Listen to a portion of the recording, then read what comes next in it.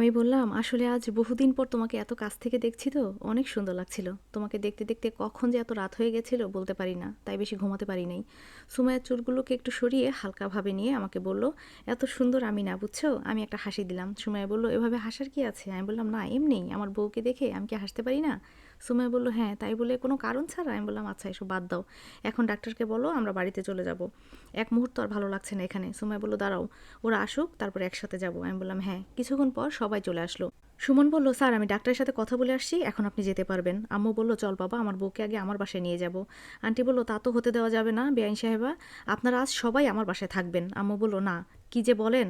সুমাইয়া বলল, "আম্মু চলেন না, আমাদের এত বড় একটা বাড়ি, তাছাড়া আমি চলে গেলে আম্মু তো পুরাই একা হয়ে যাবে।" আন্টি বলল, "হ্যাঁ, সুমাইয়া ঠিক বলেছে। আর আমার একটা মাত্র জামাই, আমি ওর নামে পুরো বাসাটা দলিল করে দেব। এখন বলেন আমাদের বাসায় আপনারা যাবেন কি না?" আম্মু বলল, "দেখেন, আমাদের এসব জমি দলিল বাসায় কিচ্ছু লাগবে না, কখনো এই সমস্ত কথা বলবেন না। আমার ছেলের কোনো কিছু লাগবে না, আমার ছেলের যা আছে তাতেই চলবে।" আন্টি বলল, "দেখুন বিয়ান সাহেবা, আমি একা মানুষ, সুমাইয়া চলে গেলে একা হয়ে যাব। এত বড় একটা বাসায় একা একা আমার একদম ভালো লাগবে না। আর আমার এই বাসার মালিক তো সুমাইয়া, আর সুমাইয়ার জামাই তো আপনার ছেলে, সেই হিসাবে বাসা তো ওরই প্রাপ্য।" আমি বললাম, "আন্টি বুঝলাম, আচ্ছা চিন্তা করা লাগবে না, আজ থেকে ওই বাসাতেই থাকবো।" আন্টি বলল, "আন্টি কি? হ্যাঁ, আম্মু বলবে আম্মু।" আমি বললাম, "জি আম্মু।" শাশুড়ি বলল, "তাহলে চলো এখন চলে যাওয়া যাক।" আমি বললাম, "সুমন, সব জিনিসপত্র ওই বাসা থেকে এই বাসায় এনে অফিসে যাবা।" সুমন বলল, "জি স্যার।" গাড়িতে বসার পর সুমাইয়া বলল, "এই, তোমার কি একটু আক্কেল জ্ঞান নাই?" আমি বললাম, "কেন, কি হয়েছে?" সুমাইয়া বলল, "আমার আম্মুকে তুমি আন্টি বললা কেন?" আমি বললাম, "ও, আসলে অভ্যাস হয়ে গেছে তো ডেকে ডেকে, এজন্য।" সুমাইয়া বলল, "আর একবার যদি আন্টি বলো তাহলে একেবারে মুখ ভেঙে দেবো, মনে রেখো।" আমি বললাম, "আরে, আমার লজ্জা করে আম্মু ডাকতে।" সুমাইয়া বলল, "তোমার মাকে তো আমি আম্মু ডাকি, কই আমার তো লজ্জা করে না।" আমি বললাম, "তুমি জানো না, মেয়েদের থেকে ছেলেদের লজ্জা বেশি।" সুমাইয়া বলল, "ও মা, তাই স্যার? আপনার এত লজ্জা কই রাখেন? আর মেয়েদের থেকে ছেলেদের লজ্জা বেশি আপনাকে কে বলেছে?" আমি বললাম, "আমাকে দেখে বোঝো না আমার যে কেমন লজ্জা?" সুমাইয়া বলল, "ও মা, বাবু, এত লজ্জা পেতে হবে না, আমি কি দূরের কেউ যে লজ্জা লাগে?" আমি বললাম, "কি করো, আম্মুরা তো দেখছে, এভাবে ওনাদের সামনে চুমা দিবা না।" সুমাইয়া বলল, "দেখলে দেখবে, আমার স্বামীকে আমি কি দেবো না দেবো এটা আমার ব্যাপার।" আমি বললাম, "বুঝতে পেরেছি, তোমার মাথাটা খারাপ হয়ে গেছে।"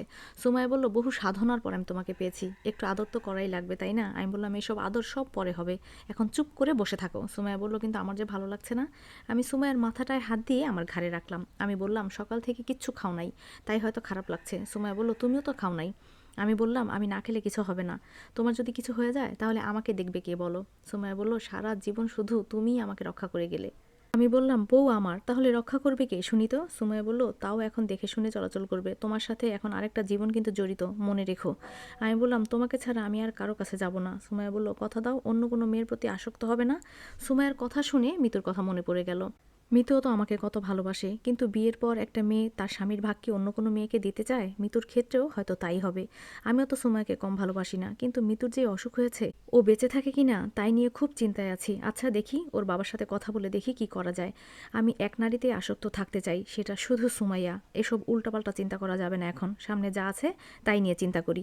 সুমাইয়া বলল, "কি হলো, কি চিন্তা করছো?" আমি বললাম, "না, তুমি ছাড়া আমার জীবনে কে আছে বলো? তোমাকে ছাড়া আমি আর কার কাছে যেতে পারি? তোমার মতো এভাবে আমাকে কেউ ভালোবাসতে পারবে না।" সুমাইয়া বলল, "প্রমিস করতে হবে, ছেলেদের দিয়ে বিশ্বাস নাই।" আমি বললাম, "আমাকেও তুমি বিশ্বাস করো না?"